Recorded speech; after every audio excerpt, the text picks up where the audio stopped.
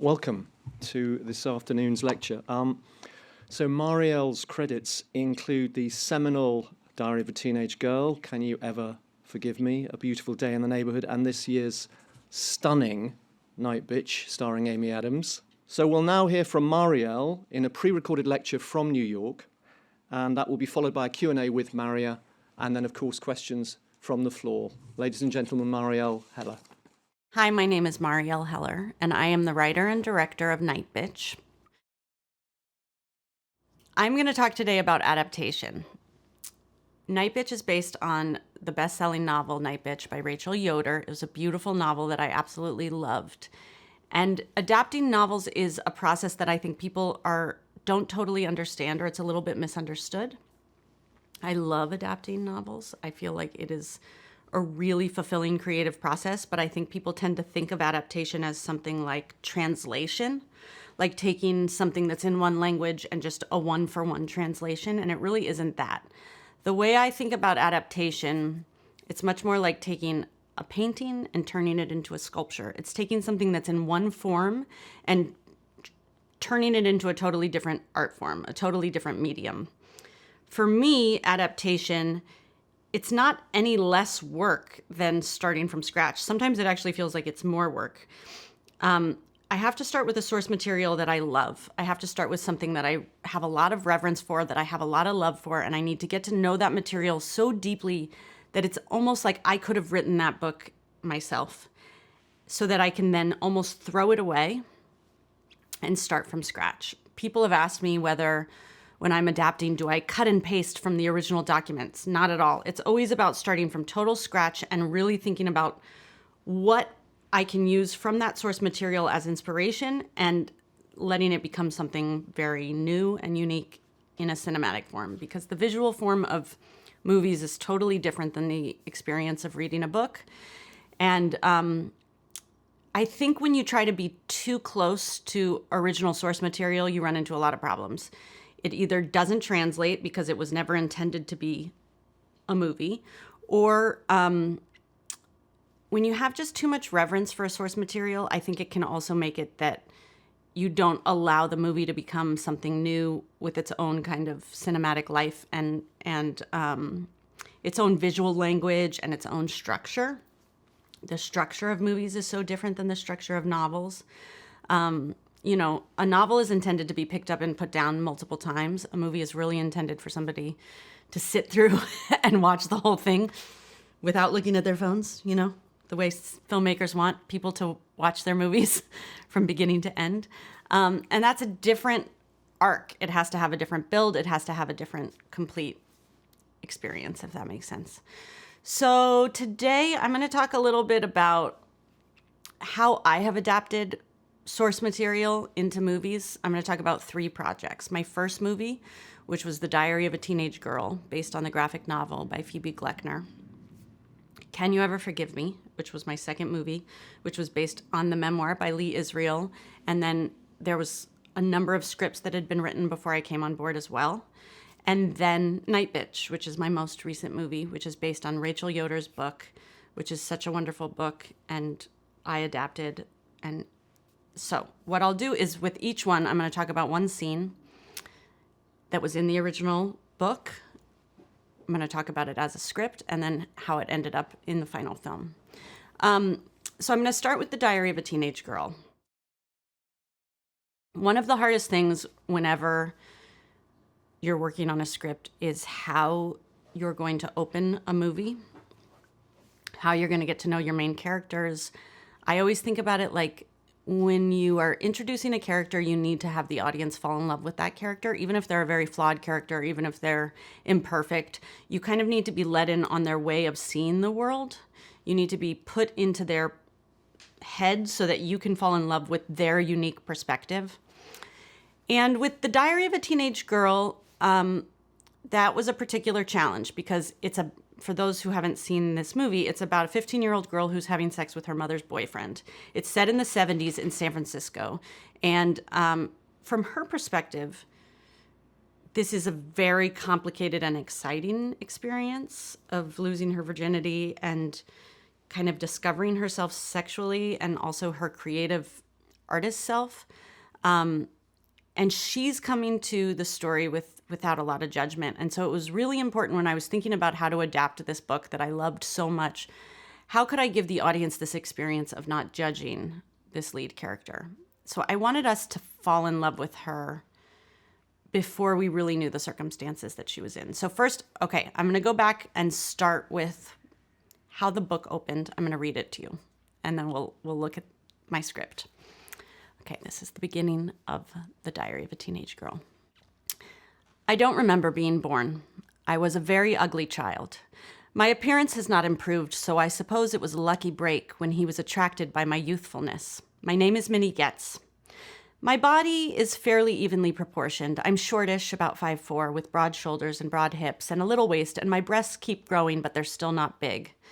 I have a squarish face to match my body with big eyes that are green, a biggish nose that tilts upward, a regular mouth, square teeth, and dark eyebrows. So obviously all of this is description in a book that you wouldn't need when you're looking at somebody's face in a movie. I'll just say that. But the book is set up like a diary with graphic novel elements. Okay, back to the text. I live in San Francisco on Clay Street in a neighborhood called Laurel Heights, a half block from the Korean consulate. It's a rich neighborhood, but we're not rich.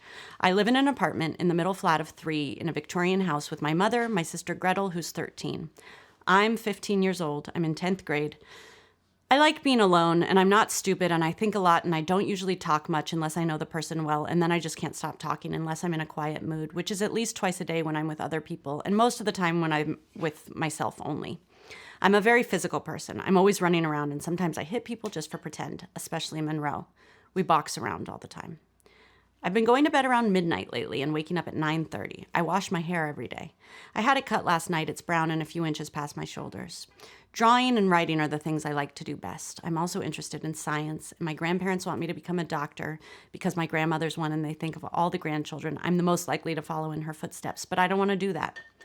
In all matter of factuality, it happened like this. One night, my mother's boyfriend, Monroe, let me drink some of his wine. We were sitting on the living room couch. My mother and my sister Gretel had gone to sleep. I got drunk, and he kept putting his arm around me. Look at this silly little flannel nightgown, he said. I had on the nightgown Granny gave me at Christmas with white and blue stripes. It makes you look like a little girl. But you're 15 now, right? Jesus Christ, I can't believe it. It seems like just yesterday I met you. How old were you then? 11 or 12, right? Jesus Christ. He sort of rubbed my breast through my nightgown, but I was so surprised by what he was doing that even though I half felt that it was rude and presumptuous of me to think he was doing this intentionally, I backed away because I didn't want him to feel how small my breasts were, even by accident. I felt I should dismiss the entire incident, no matter how I interpreted it. We were both drunk. Okay, so everything about this passage and how it's written, it's so vulnerable without being self-conscious. There's this voice of this girl that I love. I love her. I love the way she talks about herself. I love her tangents. I love the fact that she is talking about very vulnerable things in a way that's so open. She's not putting on airs. There's an intimacy because she's confessing all of this to a diary. So I remember when I was thinking about how I was going to adapt this, it was like, how do I get that intimacy, that feeling of getting her internal voice without wanting it to just be voiceover? And I came up with this idea that maybe she would be recording her diary into a tape recorder. And this sort of opened something up for me in terms of like, I wanted to capture her alone, her confessing without thinking about, somebody hearing or interpreting what she's saying. And I wanted to get like all of this energy of being a teenager, the tangents, the ups and downs, the like way that the language kind of flows from one thing of like loving eggs to losing her virginity or having her mother's boyfriend touch her boob.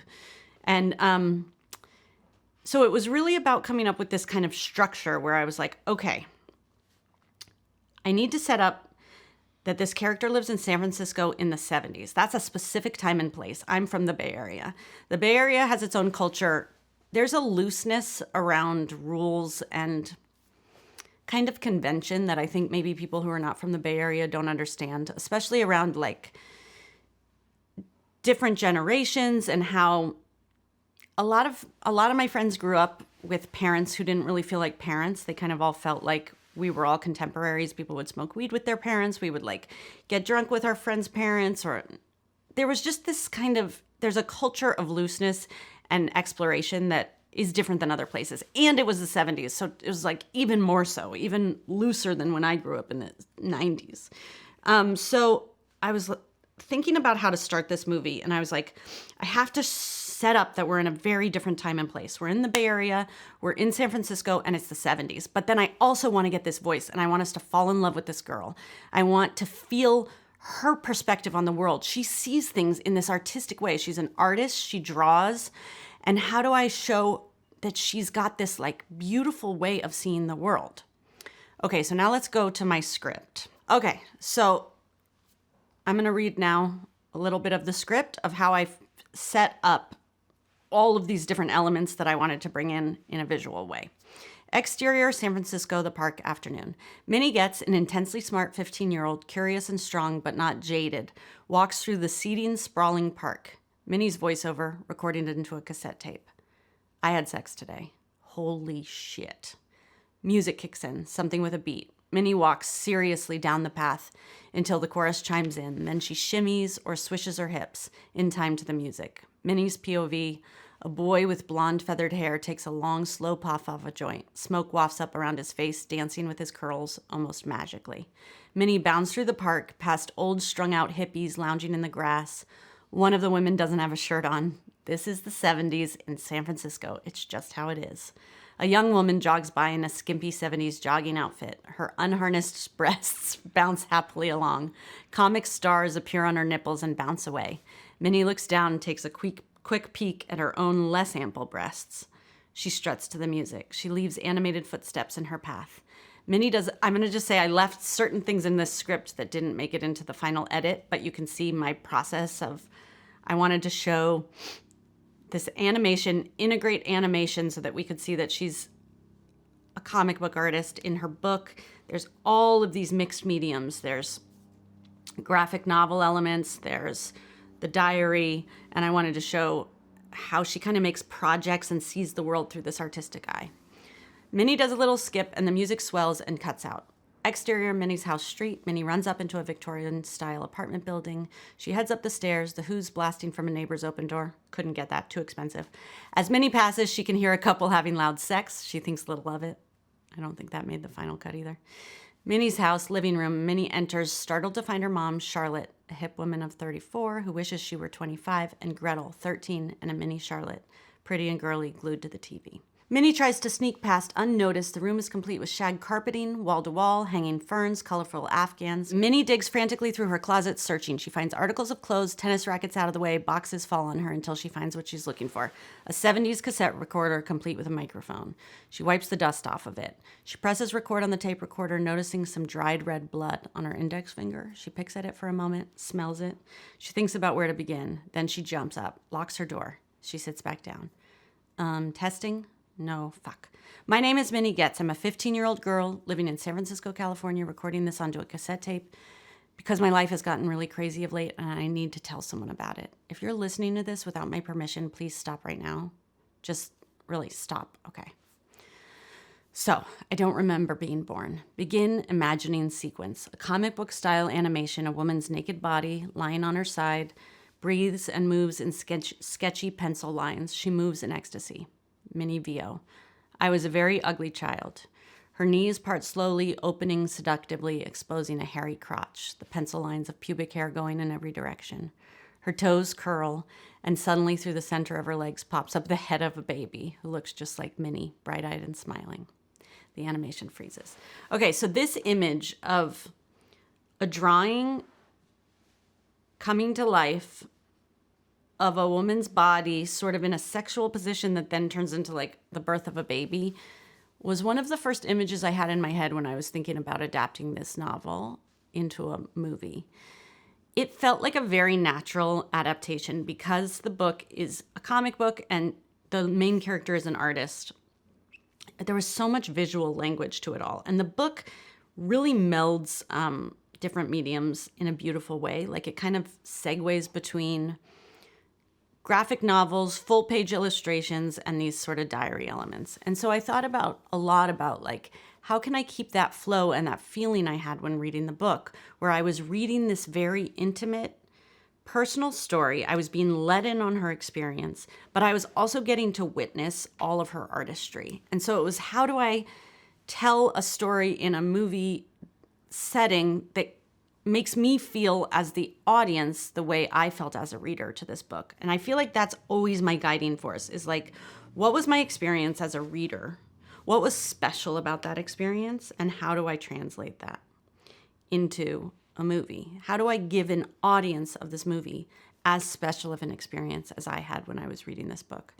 And for me, reading The Diary of a Teenage Girl was a mind-blowing experience. I felt totally seen. I felt like I had never seen a teenage girl being portrayed in a way that felt so honest and real and strong and sexual, but also naive and emotional, and all the funny parts of being a teenager too, like the parts of her that just like cries but loves what it feels like to cry.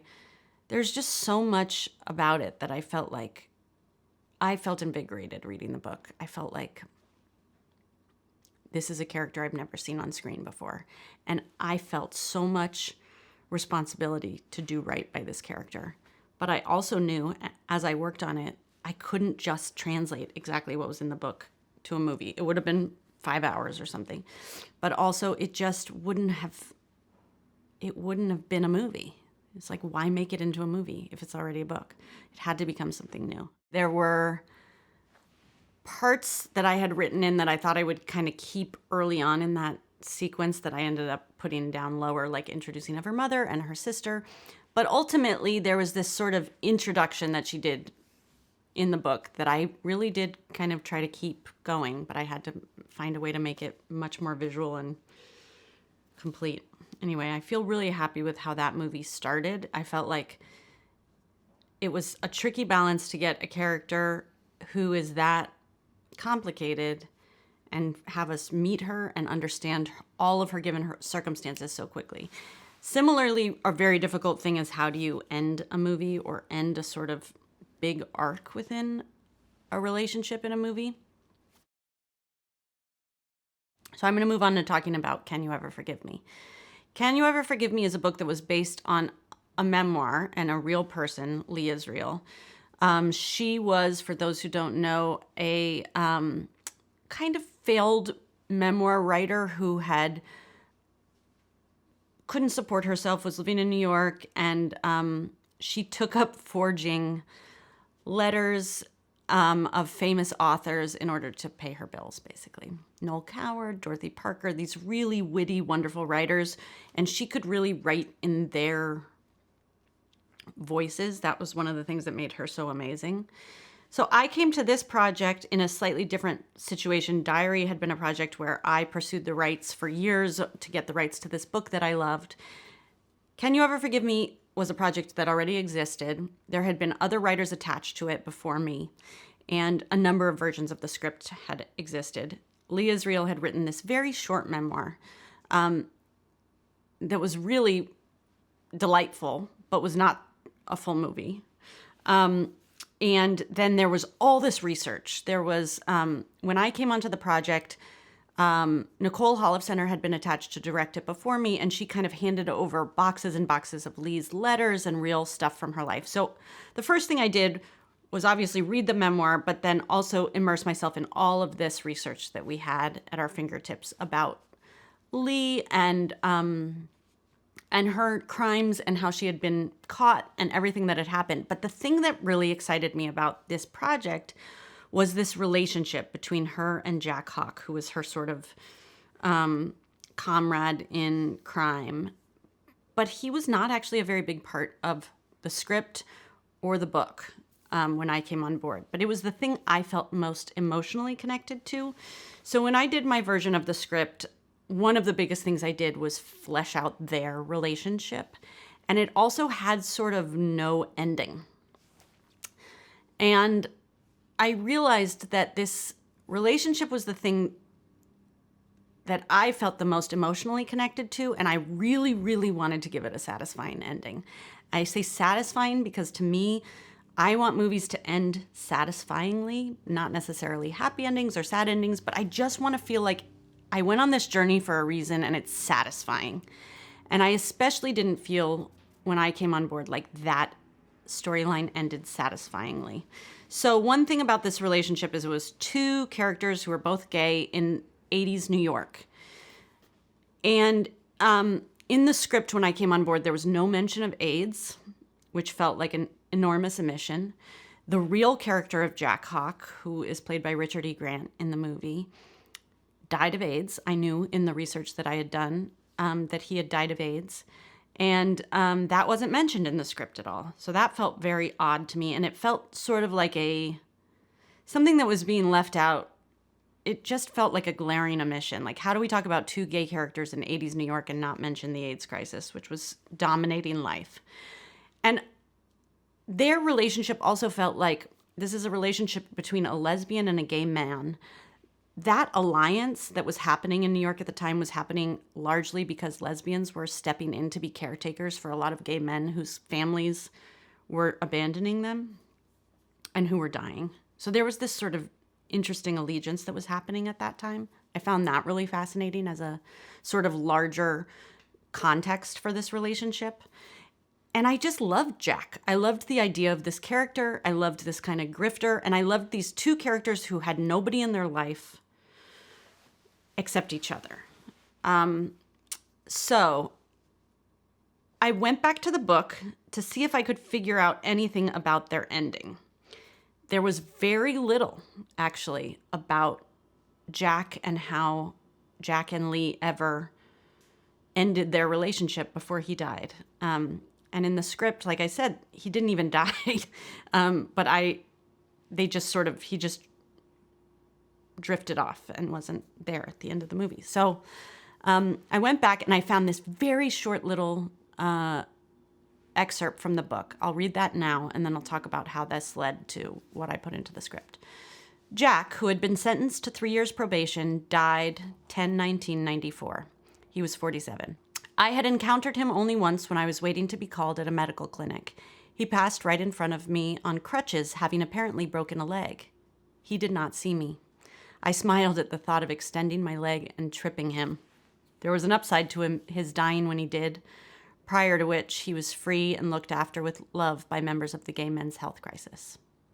His legal records indicate he was at liberty only because certain papers had not yet reached the right desk. So that was it. They hadn't had an ending. She had seen him once, and they hadn't spoken about this huge thing they had gone through together. There was also very little details about how they had ever met. So one of the things that I added in also was a lot of details about how they had first met each other, how they had come into their orbit. I kind of filled Jack out, and I kept trying to do more research about him as a character, and there really was nothing that I could find. And I talked to people who had known Lee, and I was able to kind of take a lot of liberties because there was so little information about him. But anyway, I took this one idea that she saw him. He had a broken leg. He was limping. She knew he was dying of AIDS, and she wanted to trip him. And it was so funny to me, like, that this character, the way she sees the world, it's so fucked up and dark, but funny. And I took this, and it was the inspiration for the last scene between Lee and Jack. But then I had to figure out a way to motivate them seeing each other again. So at the end of the movie, he has narked on her. He's basically gotten her caught by working with the feds to get her caught for their crimes. And so they've had this total split. So now let me read from the script for that last scene at Julius Bar. And what I used to bring them back together was this idea that she has an idea to write this memoir, but she's going to ask him if he will give her permission to talk about what they've done. Okay. Interior Julius Bar, afternoon some months later. Lee sits at a table. She doesn't look good, but she doesn't look bad either. Craig brings her a scotch. Haven't seen your face in here in a while, says Craig. Yeah, well, I'm only allowed to leave the house for my AA meetings. Craig walks away shaking his head. Suddenly the door opens and Jack comes in. He sees Lee, approaches her table. Is this a coincidence? Jack looks a little thin and walks with a crutch, babying one foot. Lee says, thanks for coming. Jack shrugs. It was quite inconvenient. I had to move around some meetings, but I had my assistant cancel my afternoon. Lee smirks. It's kind of Jack to make this easier. Can I get you a drink? I'm buying. I've started counterfeiting money now. She smirks. This tickles Jack. Jack says, not today. It's my new meds throwing my whole system off. Gin tastes like mouthwash. Takes the fun out of it. Lee's concerned, but doesn't press. Lee, I guess you were able to cut a deal? Ratting on me worked out? Jack says, 3 years probation. She says, at least you're out and about. He says, so are you. She says, no, I'm at an AA meeting on 10th Street. Now, one little note when I look at this script, I remember I had 2 AA jokes there. In the final edit, there's only one because I was like, I can't do that twice. But I did think it was really funny that she was using her AA meeting to actually meet him. Like, something about that just made me laugh. It's just so Lee. I felt like I knew her by the end of working on this script. I just felt like I understood her wicked humor in a way that, like, that just really tickled me. Anyway, Jack says, criminals at large. I couldn't imagine what was so important that Lee Israel swallowed her pride and asked me to meet her, so spit it out. I also felt like I just knew Jack so deeply. Like, he was based a lot on people, dear friends of mine from college and people who I just loved, and I put a lot of stories of real friends of mine into his character. But they both had these very clear voices in my head. I'm thinking about this scene, I can really, even though this wasn't based on anything real and it wasn't based on anything in the book except for that one little idea, it was like their characters needed to have this final moment. Okay, she says, I'm reconsidering. He says, okay, just tell me. Well, I've been thinking about writing a new book about what happened, about what I did, and about you, if you'll let me. So that's the point of this scene, right? She's going to come to him and ask his permission to write about what they did. But really, it's all an excuse for her to see him one more time, because these are 2 people who were really soulmates. They loved each other. They cared more about each other than they had ever cared about probably anyone in their lives. But they're both really prideful. And it's really hard for them to admit that they did anything wrong. And he says, like hell I will. What would my boyfriend think if he knew about my shadier dealings? I loved this idea that he comes in just lying about having a boyfriend. I just had this in my head. Like, he'd just be putting on airs. Even in the end, like, even when he's dying of AIDS and he's probably homeless and he's really not being cared for, he would just sort of put on like a fur coat and kind of puff himself up. She says, do our crimes even count in your top 10 of shady dealings? I doubt it. He says, fair enough, but I don't want a book out there about me. I'm a very private person. She says, I have to do something. I have to write again. He says, what about Fanny Price? She says, Bryce, no. I think for once I'd like to write about one Lee Israel, as terrifying as that sounds. He says, I'm still mad at you, you know. You treated me like shit. I don't think you're a very nice person. She says, I would agree with you. He says, but I suppose you would be mad at, you may be mad at me as well. She says, if you didn't look so decrepit, I would be.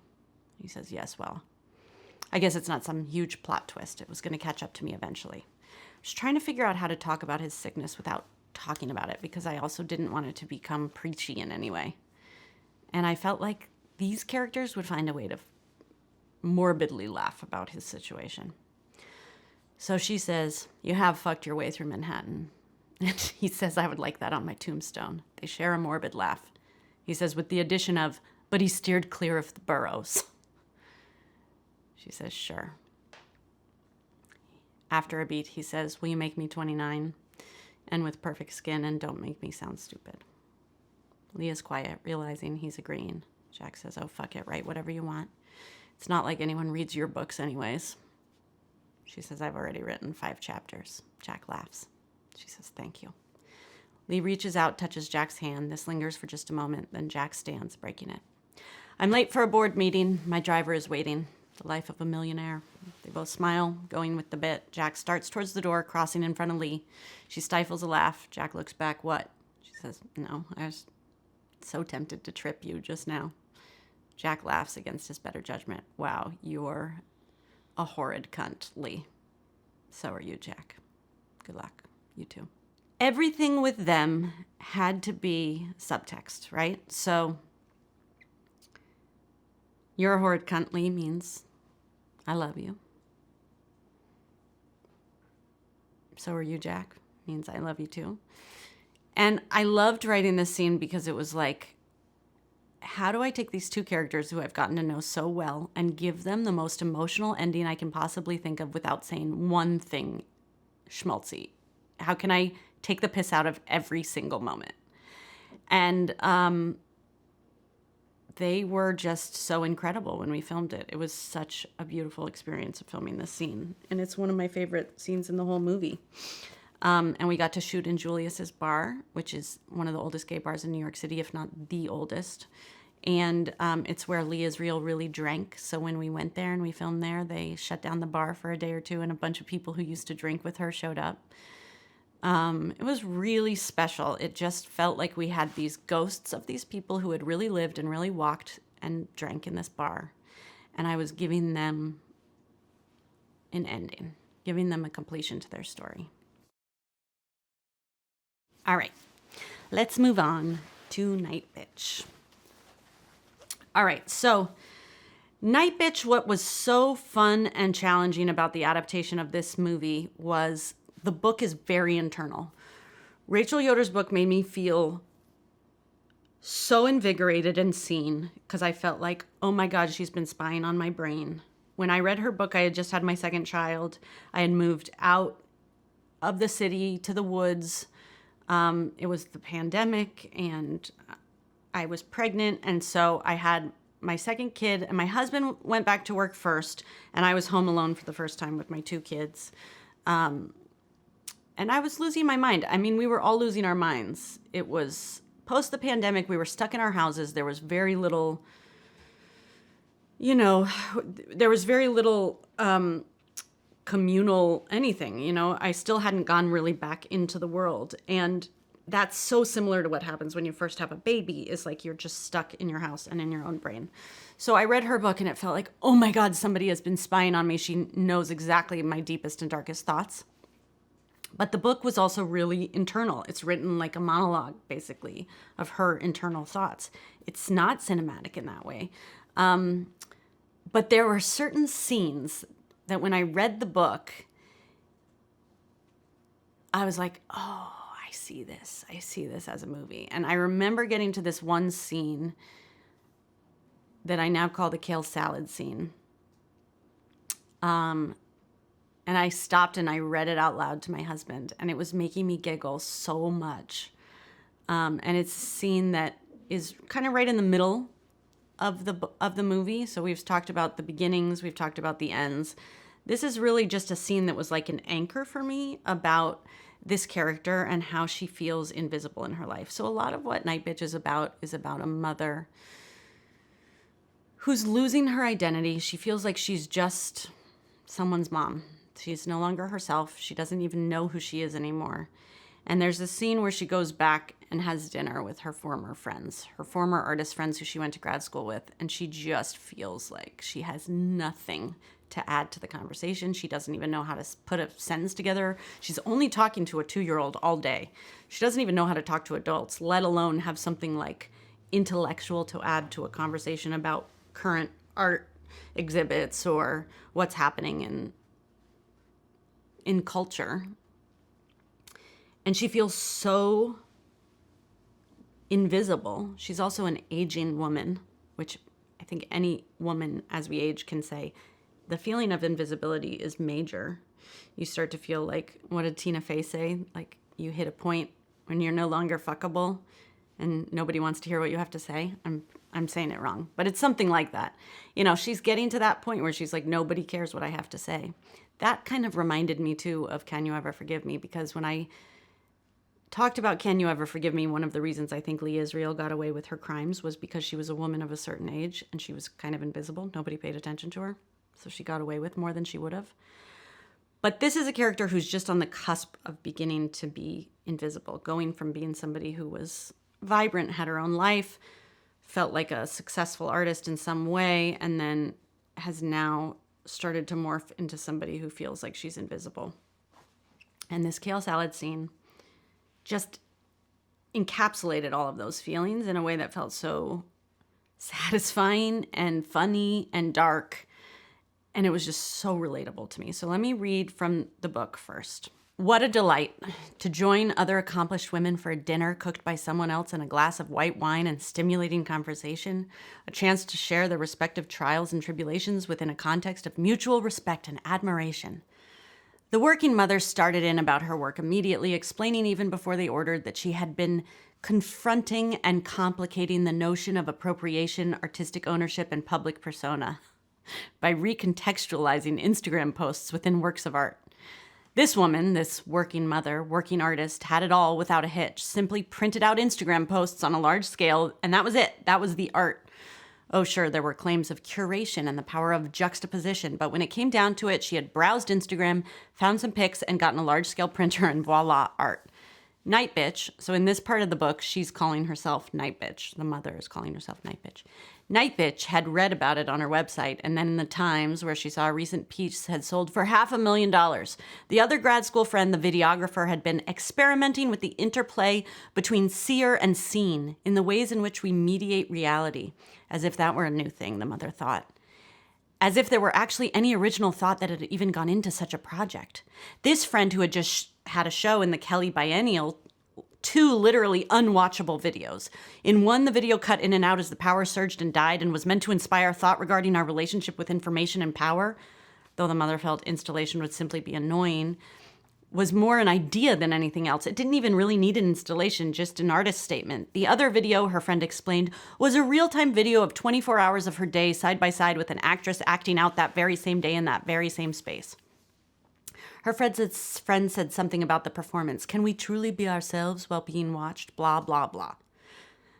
I'm just going to pause to say this commentary on their art was something that just made me laugh so hard, probably because I come from the sort of off Broadway theater world of like pretension and people talking about art in this way that can just be like so alienating. And I remember being a new mom and feeling like I stepped away from my kind of artistic scene for a while and coming back into it and feeling like everybody was talking and it all felt like such bullshit. So this was making me laugh a lot when I read this part of the book.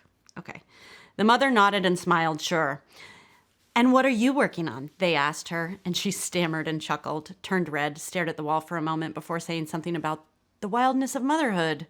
The modern mother's impulse toward violence, the transformative power of anger, and her friends squinted, then tilted their heads quizzically. I'm just at the conceptual phase right now, Nightbitch added. So, if anyone is an artist, you know, the worst thing somebody can ask you, not the worst thing, but the thing that can be the most triggering for you is, and what are you working on? And I had this idea about my character in this movie that she is at a point in her motherhood journey where she's sort of convinced herself that she's going to give up on being an artist, that she is going to dedicate herself to being a mother and let go of her guilt about not doing art, which is slightly different from where she was in the book, but it was a very conscious choice in terms of the bigger arc of what I was working on in the script, that she's really said, I'm not an artist anymore, and I have to just accept that. Okay, let's go back to this book. But I think it will ultimately be a performance piece. Oh, her friend said to the left, and the other added, your work has always been so dramatic. And while Nightbitch wanted to say, what the fuck do you mean by that? Or, at least I'm not doing some bullshit social media project that gives art a bad name. Or, if you're going for ultimate snooze fest with your work, then you're right on time. Instead, she nodded calmly and didn't say anything. Once again, this is a character whose voice I love. She's just so self-deprecating, funny, snarky, dark. I just love it. Okay. It was meant to be a pleasant dinner, a reunion of sorts with grad school friends, one of whom she hadn't seen in now, 8 years? It began nicely enough, how are yous, and family updates, chats about this old friend or that one, but soon enough the mother saw what was happening. You see, the old friends had been doing more work than she, gobs in fact. While they had been colleagues and friendly competitors, neck and neck years ago back in school, before her son was born even, since then these friends had indeed moved forward, progressed in a reasonable and some may even say extraordinary fashion given their talents and skills, while she had punched her artist card and checked into stay-at-home mommy land. She hadn't wanted her baby to be with the horrible women with rubber nipples all day. She had been desperate to hold him, to kiss his cheeks and smell his neck, and she hadn't wanted to cry as he nursed and then continue to cry some more as he fell asleep, and she didn't get to make him giggle and read his favorite books because he was so tired, exhausted by his day at daycare with the horrible women where he refused to sleep. And she simply couldn't work at the gallery and do her own work and then take care of the baby by herself with her husband out of town. She couldn't, and so she had chosen the baby. His allure had been dreamlike and intoxicating and had left the rest behind. And now these other women, they were her friends, had kids, but one had a wealthy partner and a live-in nanny, and the other had the ability to not care about the horrible women in the daycare, or at least not show it, not give in to it, and instead enlist her child in full-time daycare with before and after school programs, even before the child was in school. And she had no regrets, no ambivalence, a strong and clear vision of herself in the studio where her child may be elsewhere, wherever that may have been. So these other women, these successful women, of course they discussed their many successes, swapping the names of gallery curators and art world agents with heightened excitement, screeching with joy as one announced a new show or the other a new grant, both of them comparing their residency schedules and teaching gigs for the coming year. I just have too many opportunities being offered to me, the first friend said. I'm going to have to let go of the ones that bore me, honestly. There's just not enough time in the day. The mother nodded, hoping it appeared as though she completely understood. Not enough time for all those creative pursuits? Totally. Indeed. The mother had ordered a kale salad, topped with a lovely piece of salmon, and the longer she ate, the more kale seemed to appear on her plate. She assiduously shoveled it into her smiling mouth, chewing and chewing and chewing. As the other women talked, actually turned their chairs toward each other, there on the other side of the circular table, and talked, the mother chewed. I'm a cow, she meditated. I'm a Zen cow in a soothing green field.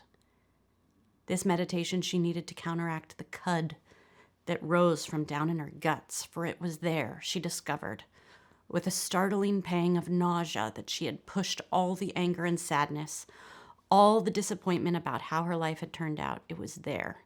She had buried the talented and plucky young woman with the big ideas and an unusual point of view. That young woman was down in her intestines, biding her time. Or perhaps dead, suffocated in all the shit.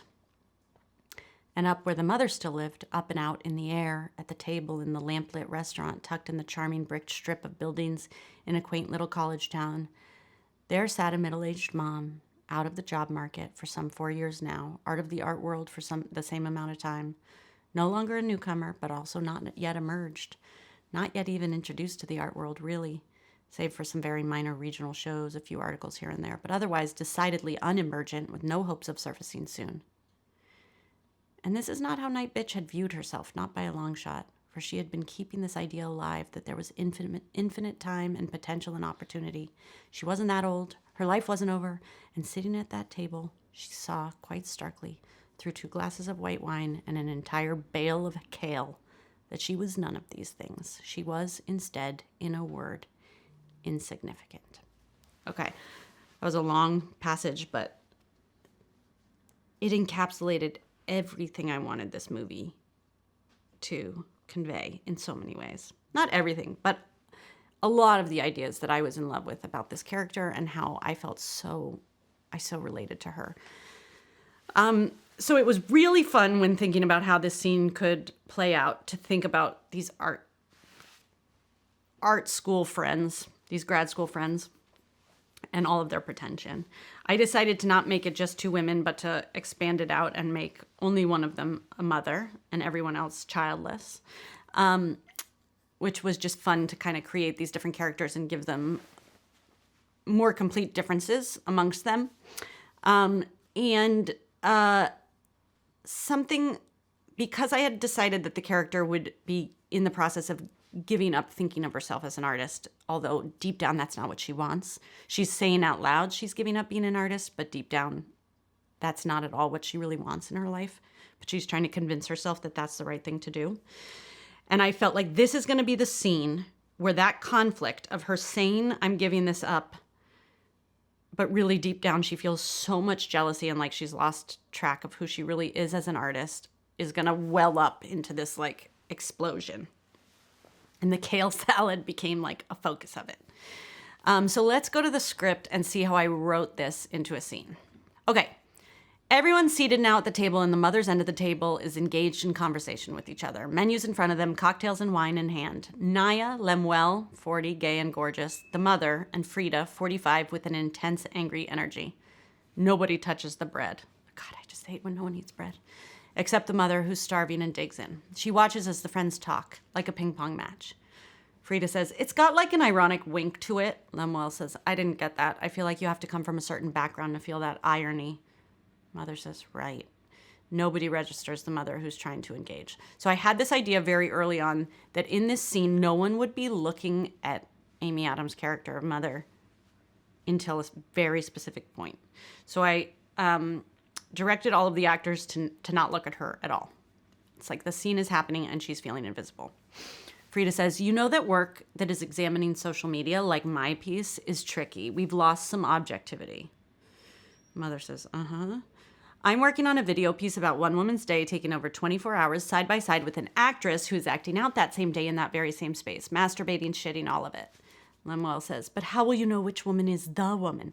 In my mind, this is all like fun gobbledygook, artist speak. And I kind of loved just trying to write something that just sounded like pretentious bullshit. Exactly. That's the genius of it. It's a meditation on our culture right now. Cam girls. What is it to be watched? Is anyone not watched? Mother says, "Wow, sounds interesting."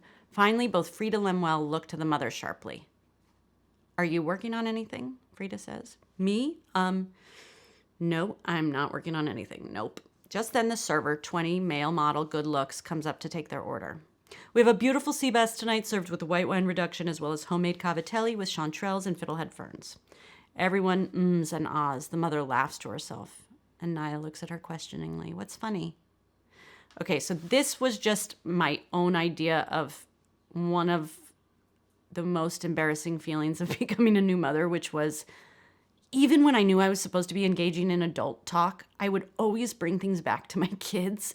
And it felt like this tick that I couldn't control. And I would know that I sounded obsessed with my children and that I was being unrelatable. But I also found that dynamic really, really funny. So that's where this kind of joke came out of. She says, "Oh, my kid and I have this joke about fiddlehead ferns." She laughs to herself. "It's like we call them feedle-dee-dee ferns." She looks around at everyone and realizes this isn't going over the way she expected. And then I wrote this voiceover, which we ended up taking out, where she says, "Stop talking, abort, abort." But for some reason, instead of stopping, she keeps talking, just more self-consciously. "You probably have to be there. He has this little 2-year-old accent. It's like a lisp. Feedle-dee-dee." The server stares. The table stares. I loved writing the discomfort of this moment because obviously in the book, what she described had that feeling, but it was like, how do I get dialogue that gives that exact feeling of that discomfort? "Could I have the cavatelli, but without the chanterelles?" The mother looks down. Sound resumes as everyone continues to order. When the server gets to her, she looks up sheepishly. "The kale salad, please." "What?" says the server. "The kale salad?" "What?" "I said the kale salad." "No worries." "And a Manhattan, please." He nods and writes this down. She grabs for another piece of bread, shoving it in her mouth while talking. Okay, so when we were filming this scene, the actor who was playing the server said, "Can you explain to me, like, why can't I hear her when she's asking for the kale salad?" And this was a really chaotic day, and we had like 50 extras in the restaurant, and we had all this moving stuff, and it was like a very important scene for me. And so I just kind of really quickly said to him, "Oh, your ear is not tuned to hear women over the age of 40 speak." And he was like, "Oh, okay." And everyone kind of laughed, and I was like, "That's why." And he was like, "Got it." And then, but it sort of gave us like this lack of naturalism that we were going for within the scene, where it's like we really are in the mother's experience of that invisibility. And if you are somebody who's ever felt invisible in a room full of hip people, you know what that feels like, where you feel like you're talking and nobody can hear you. So it was about how to embody that in a sort of physical way. All right. And then she says, Mother says, "So, Naya, how's Liliana?" what is she, 6 now? Naya says, yes, she's 6. She's amazing. She's in first grade at the music academy. She's really getting into the cello now, as well as the violin. It's so beautiful to see her blossom, you know. I had this feeling when I was a mom where it was like, how are all of these parents like not just surviving, but thriving, and their kids are doing all these extracurriculars, and I can't even manage to get them like washed once a day. So that's where a lot of these jokes came in. She said, wow, is it ever hard for you to balance like with your work, like motherhood and art? How's all that going? And she says, no, not really. I mean, listen, thank God for Christy. I couldn't do it without my nanny, of course. But for me, it's like I'm a better mom because I have my work. You know, I haven't lost myself. The mother looks like she may cry, but instead she goes for another bite of bread. Uh-huh.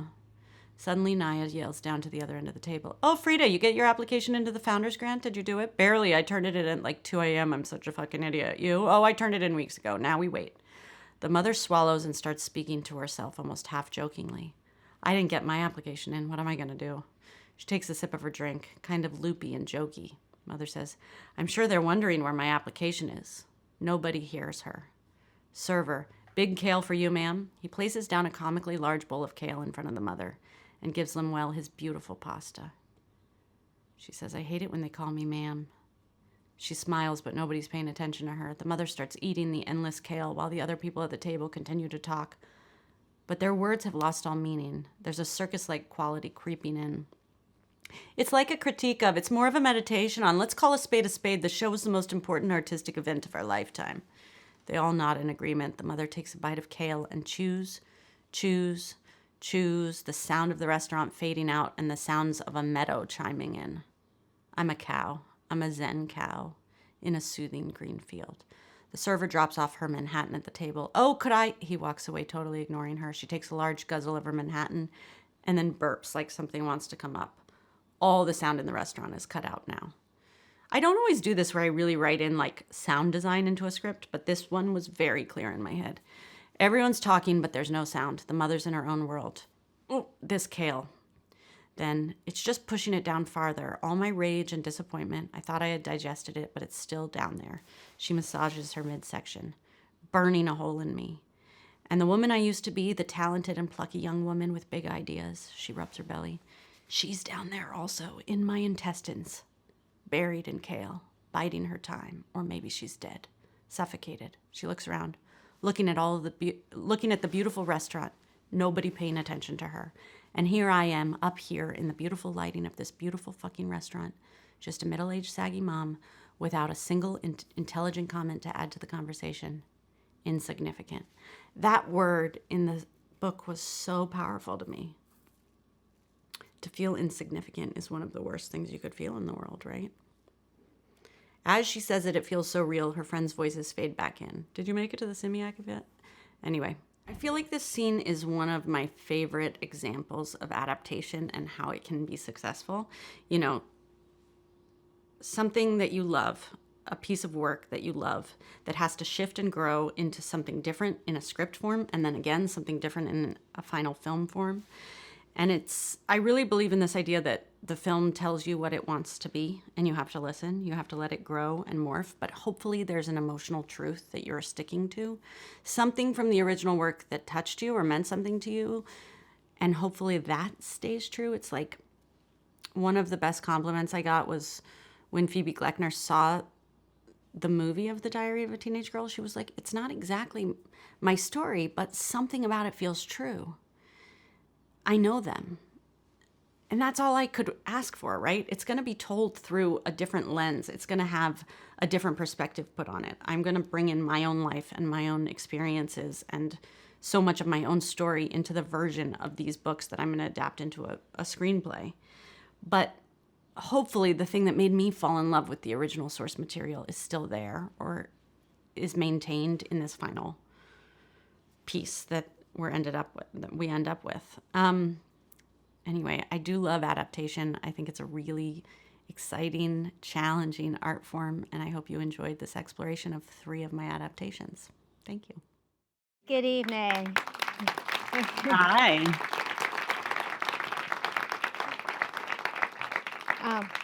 I hope you can hear that applause.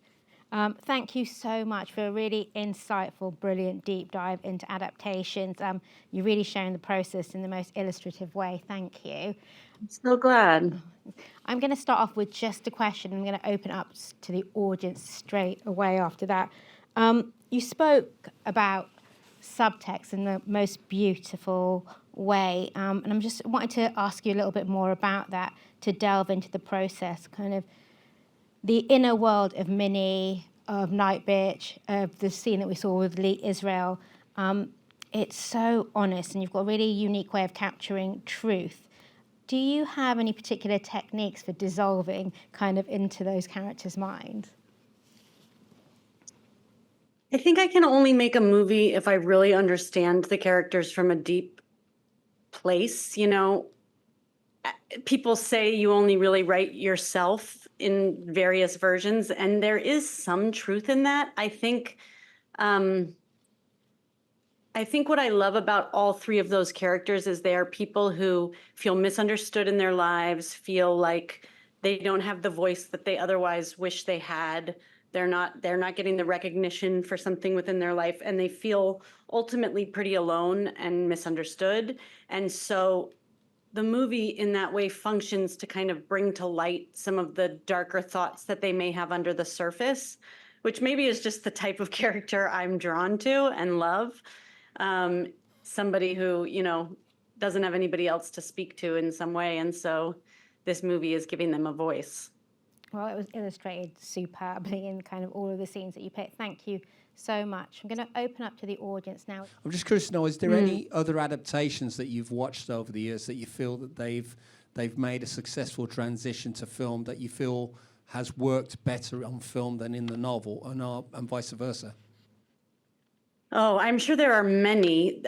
An adaptation that meant a lot to me when I was a kid, and I think it's the first movie I remember loving and then reading the book, was Fried Green Tomatoes at the Whistle Stop Cafe. That was just a book that meant a lot to me, and I remember watching the movie first and then reading the book and recognizing that there were some differences between what had made it in and some of the subtext that maybe went over my head in the movie but was more explicit in the book. There was sort of like a lesbian storyline that I had sort of missed when I saw it as a teenager. But I don't know. I mean, I think, unfortunately, adaptations of books get bad reputations because the bad ones are the ones that stand out. And so I like talking about this subject because I think it can be done really well, but I think it's more of an art form than people sort of recognize. Hi there. I saw your film at the film festival. Absolutely loved it, Nightbitch. It was really wonderful. And one of the things that I really loved was how it looked at female physicality and what happens to you when you become a mother, what that feels like, and how you present that. And I'd just love to hear a little bit about the process of working through that with Amy Adams, who herself is someone who's used to being admired, and how that worked with, your relationship with her to create the character and what that was like. I think one of the first things Amy and I connected about was being moms, the feeling of being a mother, our relationship to our kids, and then aging. We talked about what it is to be a woman who's aging, and for Amy particularly, a woman in Hollywood who's aging. She had just come off of doing The Glass Menagerie in England, and I think she was sort of thinking a lot about this part of her life of like, do I want to be scrutinized on film? Now that I'm becoming older, or I don't know. And she was really game for what it meant to give an honest portrayal. I talked a lot about how I felt like the movie could be a bit of an antidote to Instagram culture, that if we're sort of fed these images of perfect women with like face-tuned faces and perfect bodies, and how damaging that is for our daughters, that we could do something really different with this movie. We could really be kind of brutally honest and poke fun at ourselves in some way, and just kind of take the air out of all of that pressure that women feel, and that it could actually be a very meaningful thing. And I remember her saying that she wanted to do that for her daughter. As scary as I think it was at times to be quite so intimately vulnerable in this movie, I think she really understood it to be a meaningful thing to do, and that women in particular would find it really liberating to see a movie star kind of look the way she looks in this movie and just look like a real person. Hi, I'm Zach. Congratulations on the film. My Thank you. question is, what does it mean to you to impart your own experiences of motherhood onto Amy's character, and how has that helped you reflect as a mother? I mean, I put so much of my own life into this movie. I think what was so beautiful about Rachel Yoder's novel was that I immediately saw myself in it, just like we all do whenever we find a story that feels like it's reflecting some truth within us. It's such a cathartic experience to feel represented in that way. And for me, it was a representation of motherhood that I just didn't feel like I had seen before.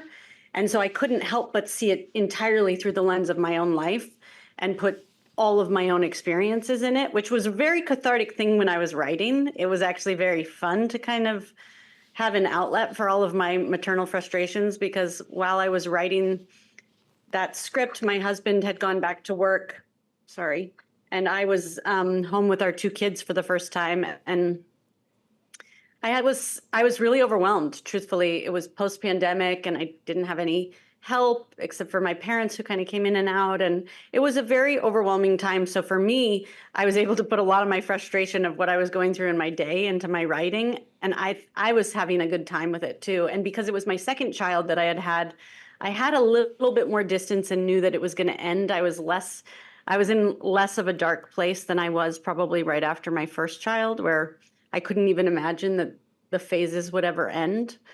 And so, yeah, a lot of the times when Amy and I would be looking at a scene or talking through something that happens in the script, I would give her stories about my real life, or we would kind of share jokes about our own relationships so that we could find our personal ways into these moments. I guess that's so important, kind of in terms of representation really does matter in that way. I think I read that when you first picked up Diary of a Teenage Girl in 2002, you felt for the first time that's how teenage boys must have felt when they picked up a copy of Catcher in the Rye, and kind of seeing themselves for the first time reflected in that way. Yes, it makes you feel less alone. It makes you feel like less of a freak, because I think we all walk around probably feeling somewhere like our experiences make us very alone. And then when you feel represented, you suddenly can feel less alone in the best way. I mean, I hope that that's what movies can do. I know it's what books can do. Got time for one last question. Hello, hi. I'm Joelle, and I also saw Nightbitch at the film festival, and it was wonderful. So congratulations. Thank you. I love that you all were there. So for a bit of context, I'm an editor at a publisher, and the publisher that actually published Nightbitch.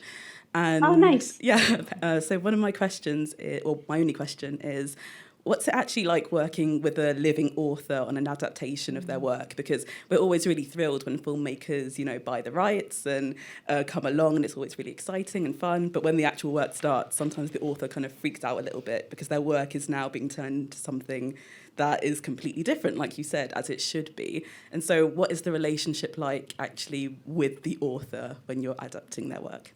I've had all types of experiences. My first experience was with Phoebe Gleckner, and she and I became very, very close. But it was a complicated thing for her to let go of her story as well. And we built up a relationship over many, many years. And then with Can You Ever Forgive Me, Lee Israel was dead. So that was easy enough. And with this book, Rachel Yoder is the most generous, evolved, incredible artist. And I think she really understood deeply what my work was going to be when I came onto this. And she just had a generous spirit around it. She really gave me the space to do what I needed to do. She was there when I needed her with any questions or conversations about changes I wanted to make and why. And she was just ultimately very, very supportive. That I don't think is the norm. It's just my experience, which has been very, very positive. I do think I talked to Rachel early on, and probably if I had felt like we weren't going to have such a harmonious relationship, it would have been a lot harder for me to take on the project. I guess that leaves me to end with like, what are you working on now? I'm kidding. Inside joke, yes. Marielle, thank you. Thank you for giving so much time and dedication and thought to the lecture you just gave. Thank you for joining us when I know that you're mid-travelling as well. The audience here really appreciated your time.